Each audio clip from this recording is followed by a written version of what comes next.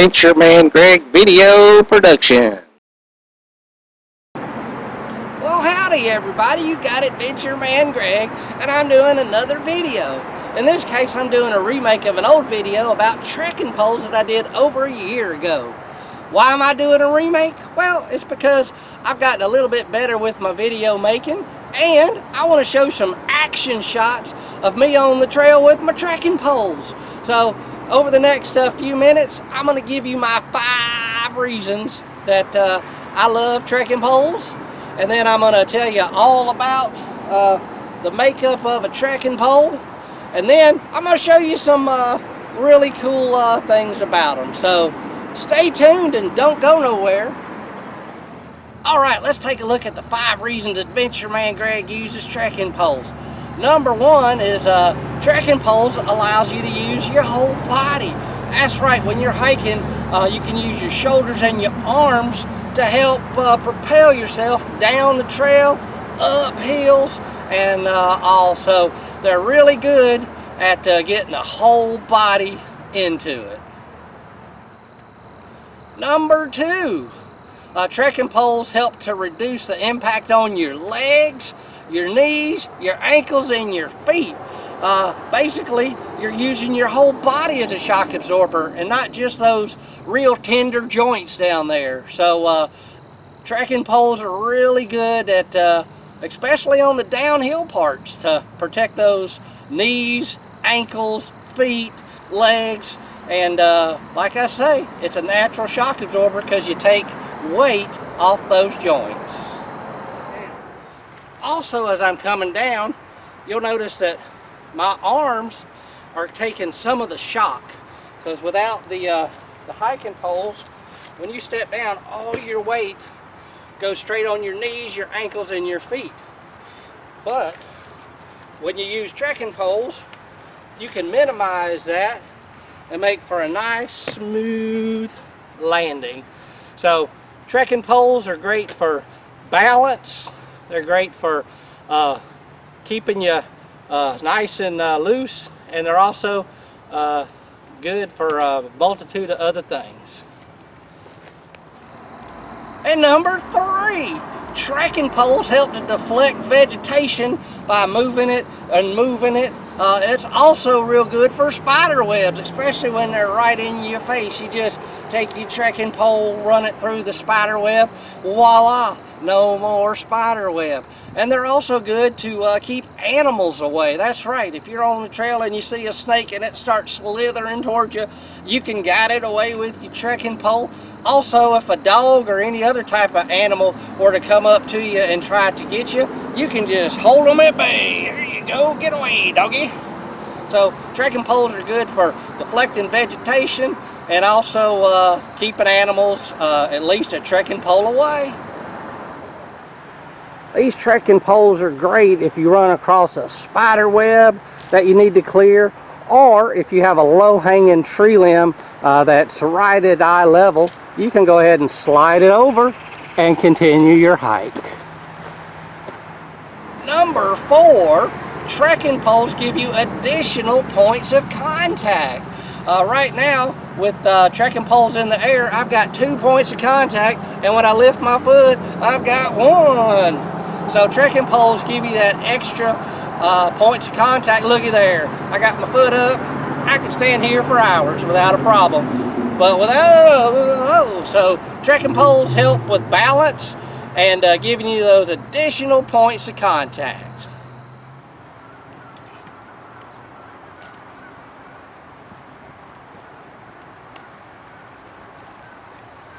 Alright, one thing you're going to notice is I've got multiple points of contact with the ground.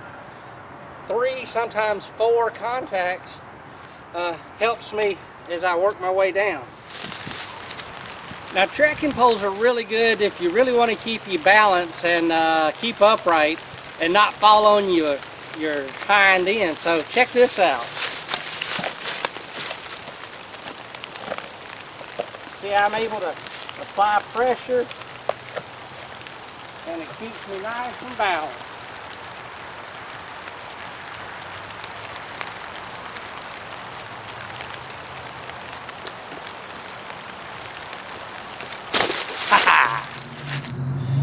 And number 5, trekking poles help you get into a rhythm. That's right, when you're going down the trail, especially the flat sections, you just get in a rhythm. Ba-boom, ba-boom, ba-boom, ba-bum-bum. Well, you can sing if you like, but I'm telling you, you get into a good rhythm, and it actually increases your speed and gives you a good momentum, because as you're going, you're pushing, you're using your body. Like I said earlier, you're using more than your legs. So those are the 5 reasons that Adventure Man Greg loves his trekking pole. So I hope to see you on the trail supporting a couple of these. Now, like I was saying, one good thing about trekking poles is they can really let you get into a really good rhythm as you move using your body. So I'll let you watch the rhythm as I hike on down the trail.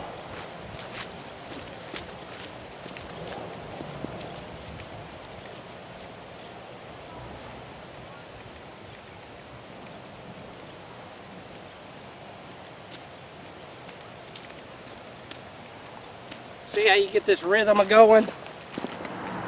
Alrighty folks, we're going to talk about the pieces and the parts that make up the trekking pole. We're going to start from the top and work our way all the way down to the very bottom. And there's a reason that we're going to go over this so that you'll be well informed on the different parts of a trekking pole. Alright, we're going to start from the top, so we're going to talk about the grip. The grip is where your hand actually makes contact and controls the trekking pole. So the grip is very important, and it comes in a multitude of materials. This is rubber. This is probably the least expensive and probably the least weather and water resistant, because once these bad boys get wet, they get really slippery. The next type of grip will be cork.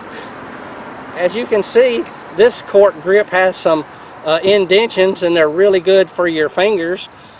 Cork is also a better material when it gets wet. It has more grip. It's less slippery. So a lot of people prefer cork. Now this is foam, kind of a squishy foam. This is probably the higher end type of grip. It is the most weather and water resistant. It's not slippery when wet, and it gives you a real comfortable grip because it has a little bit of squish. So very good. Now the only thing about this though is foam is a lot more susceptible to damage and also dry rot. So rubber's going to last you almost forever. Cork and foam will break down over time.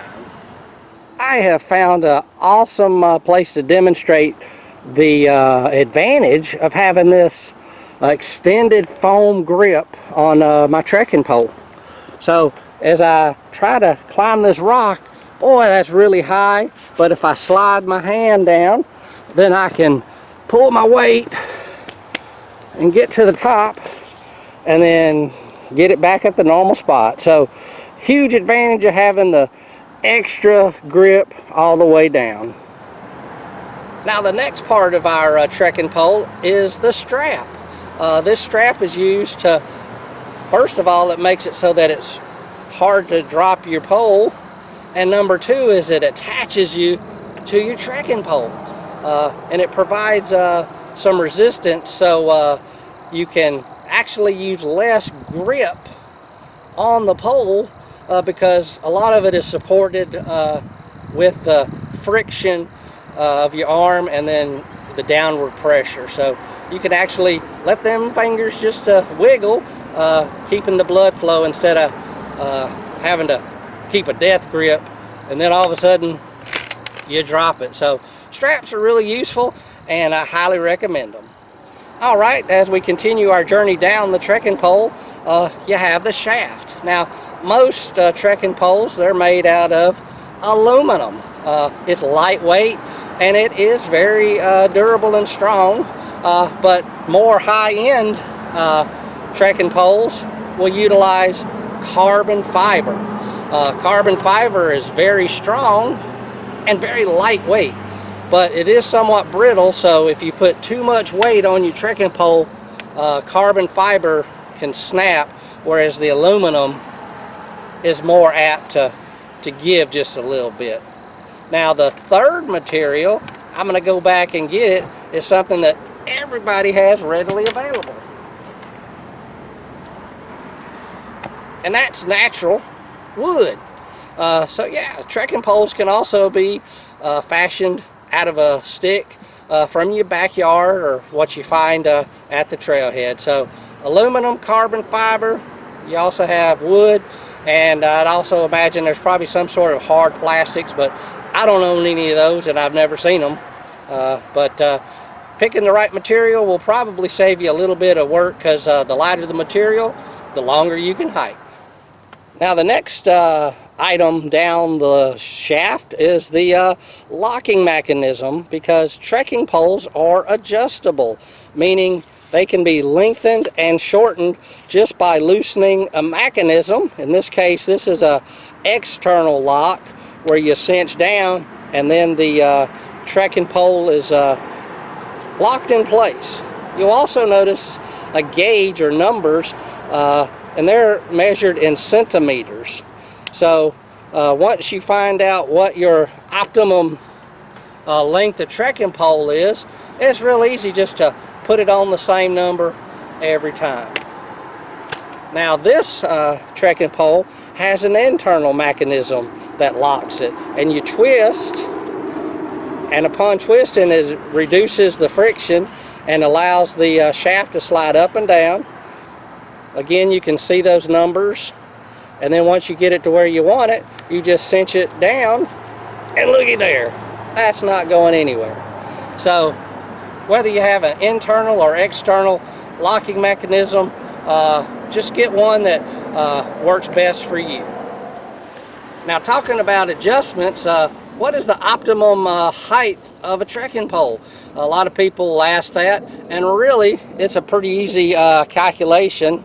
I'm kind of close to the camera, but if you were to go 90 degrees with your arm, put the trekking pole on the ground, and then lengthen it or shorten it, or vice versa, to get it to where it meets that 90 degree, then you've got the trekking pole at just the right height. So just a little tip to get your pole to the optimum and most comfortable. All right, we're almost to the bottom. The next thing I'm going to talk about is the basket.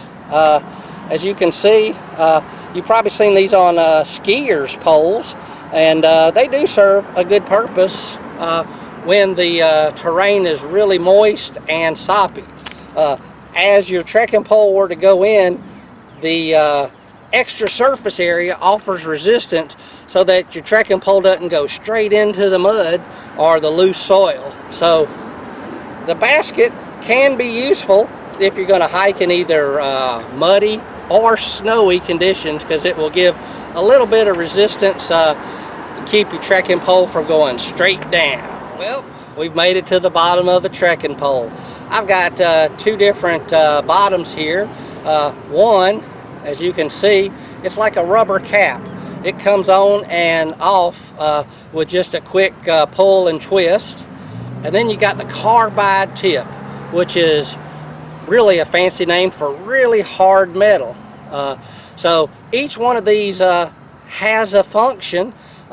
In soily conditions that you need something to dig in, you're going to go with the carbide, because it really digs into the dirt and gives you maximum grip. Now if you're on slippery rock with not much else, then you want to go with the rubber tip, because that's going to provide some friction to keep the pole from slipping. And in a few seconds I'm going to give you a great demonstration of both. That way you can see which tip you'll need. So you take that tip to the bank, you hear? Alright, I'm going to demonstrate the difference between the pole with the rubber tip and the one with the carbide tip on loose type of soil. I'm going to put equal pressure, simulating either going up or down a somewhat steep grade. So here we go.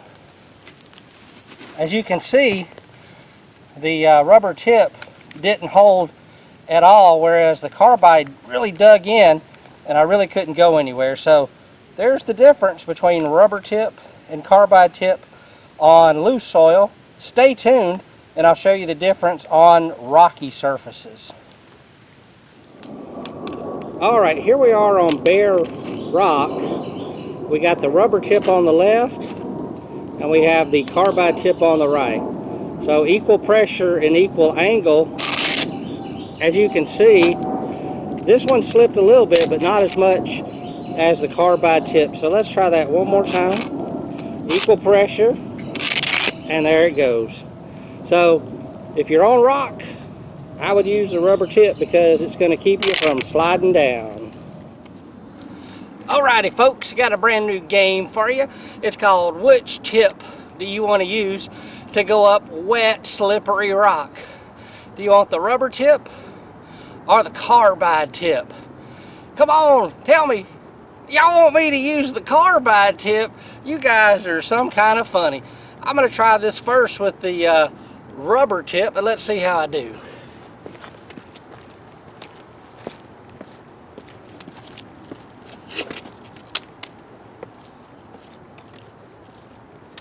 Looky there. It got me to the top. I had a little slippage.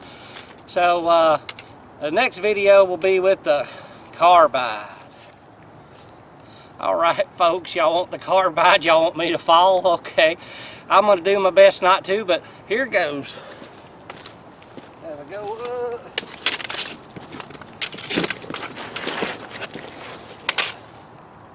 Like I say, use the rubber tip when you're going up wet rock. Now before I go, people ask, hey, what's the best trekking pole to buy? And I'm going to say one that you can A, afford, and B, you're going to use. And I've got some great examples here. This, of course, I got at Walmart. It came in a set of 2 for less than $20. So if you're looking to see if you like trekking poles, $20 is a pretty good entry level to get a pair of trekking poles. One other feature I forgot to mention, even in this real inexpensive trekking pole, it's got a really cool feature. It's got shock, see if you can read that, shock absorption, meaning there's a spring inside and it squishes a little bit. It's like a shock absorber. So who knew for 20 bucks that you could get such a high-end trekking pole? Now further down the spectrum of price is the one with the cork handle. It too has anti-shock, so it also has a spring inside. This right here cost around $30 for 2, and it's a little bit of an upgrade, but it still didn't break the bank. Alright, now we're into the higher end. This I got online. It's a Para outdoor product, and it was around 50 bucks for a set of 2, and it breaks down really easy and comes with a carrying case. So I mean, what do you expect for a little extra more? You get a few extra little creature comforts. And then this one, the carbon fiber, I got at REI. This was the most expensive. Got it on a super sale though. Normally somewhere around 100 bucks. Got it for 70. So frugal shopper can find some really cool deals. And all else fails, go out in the woods, grab you a stick and cut it down. That's free. And then you'll be able to get all the benefits of the trekking pole. So this is Adventure Man Greg. I had a great time explaining and demonstrating trekking poles. I hope to see you on the trail. Y'all have a good day now. Well, y'all, thanks for watching. Make sure to visit my Facebook page, Adventure Man Greg. See y'all.